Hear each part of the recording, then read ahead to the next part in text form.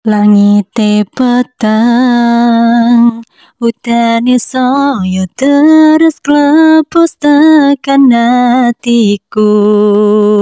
Cedake karo aku, nanging atimu dinggo wong liya. Wis dalane dadi pelarian, tinggo sliramu sing lagi butuh hiburan. Aku sing sayang, aku sing berjuang, bagianmu koyo biasane, bagian sing larane aku ae. Assalamualaikum warahmatullahi wabarakatuh. Bertemu lagi denganku, Viniari Yupatmi, ibu rumah tangga yang berkeinginan sukses dari rumah saja. Mbak Yugo, pemirsa Raya, video kali ini adalah tentang tema kebun dapurku. Ini adalah pertama kalinya aku membuat kompos organik sendiri berbekal informasi dari YouTube yang katanya pelepah pisang atau bahasa Jawa niki gedebok ya, debok itu bisa diolah jadi kompos organik.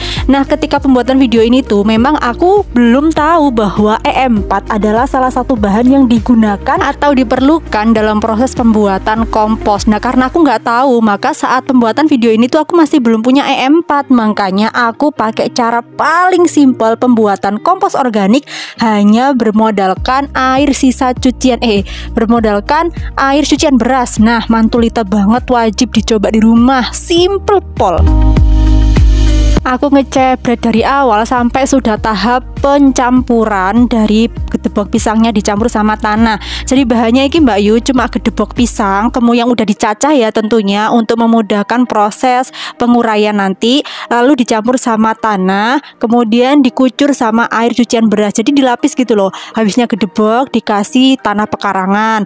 Lalu nih disiram sama air cucian beras. Lalu diulang lagi, gedebok lagi, kemudian dikasih tanahnya, tanah pekarangan, terus dikucur lagi sama air cucian beras. Dilakukan berulang sampai air cucian berasnya itu habis, pokoknya sampai semua bahan itu habis. Seperti biasa yang namanya mama-mama kemanapun kerjanya itu pasti diikutin sama anaknya, dikintilin ya seperti ini. Alhamdulillahnya itu ada stroller, jadi Saka aku taruh di situ. Lalu aku fokus sama pekerjaanku membuat kompos organik pertama kali. Nah, diulang lagi ya, gedeboknya dimasukkan, dikasihkan tanah pekarangan. Jauh lebih baik kalau tanah pekarangnya ini diayak dulu, jadi kayak kerikil-kerikil batu udah tersingkirkan.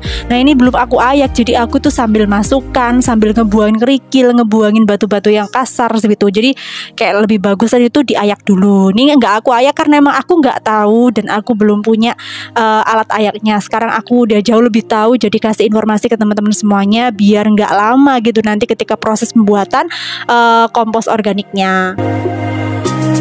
Mbak Yugo, pemirsa Raya, apa kabar kalian? Semoga selalu sehat, diberikan senantiasa keselamatan, kebahagiaan, segala macam urusannya di setiap hari itu dilancarkan, dimudahkan, dan semua hal yang dicita-citakan itu dikabulkan oleh Allah yang Maha Kuasa. Amin amin ya robbal alamin.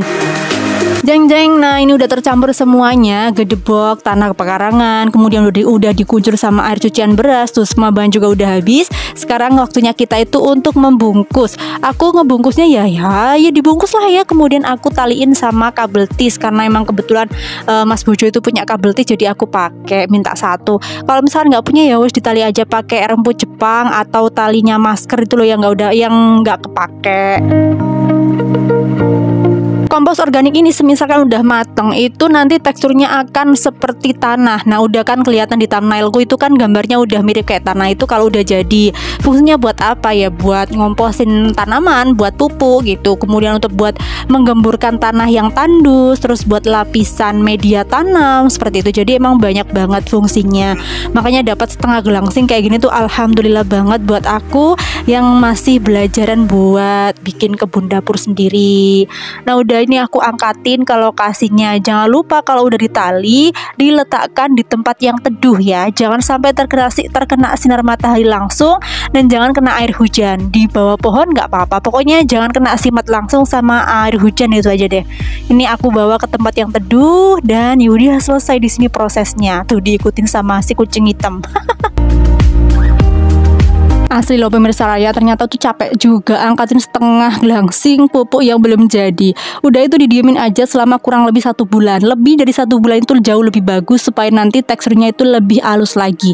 Ini baru 1 bulan aku udah kebelet pengen tahu gimana hasilnya.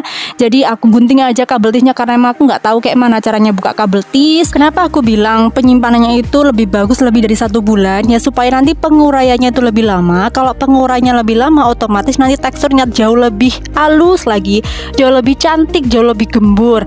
Nah kalau punyaku ini emang udah jadi sih tuh, baunya udah nggak kecut lagi, terus tuh udah mirip bau tanah lah. Kalau udah bau tanah berarti udah jadi nih komposnya. Pelepah pisangnya udah terurai, udah nggak warna hijau lagi, udah warna coklat dan ada yang udah hancur juga. Cuma masih geragal-geragal, masih belum halus banget.